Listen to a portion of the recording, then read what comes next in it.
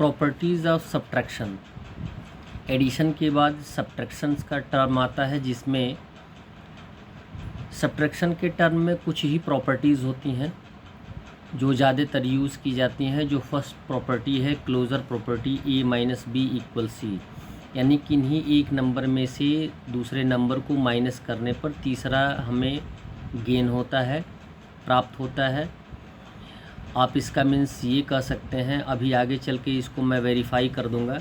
Second property है commutative property of subtraction, यानी a minus B is not equal to b minus A.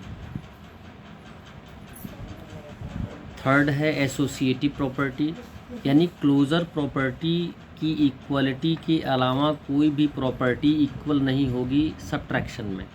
Associative property a minus in bracket b minus C is not equal to in bracket a minus b minus C.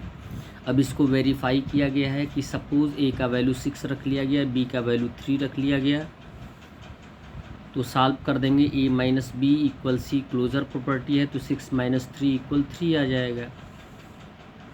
6 minus 3 equal 3, यानी c का value कितना आ गया, 3। अब यहाँ पे commutative है, a minus B is not equal to b minus A. a का value 6 है, माइनस 3, b का वैल्यू इज़ नॉट इक्वल, किस आधार पे नहीं, बराबर है। b का वैल्यू 3 है, a का वैल्यू 6 है, तो माइनस 6 आ गया। जब सॉल्व करेंगे तो इसे तो 3 और राइट साइड का हो जाएगा माइनस 3, इसलिए आप कह सकते हैं कि 3 is not equal to minus 3। Same condition वही एसोसिएटिव प्रॉपर्टी पे भी लागू होता है। सारे प्रॉपर्टीज़ को ध्यानपूर्वक लिखना सीखिए और बताना भी सीखिए। धन्यवाद।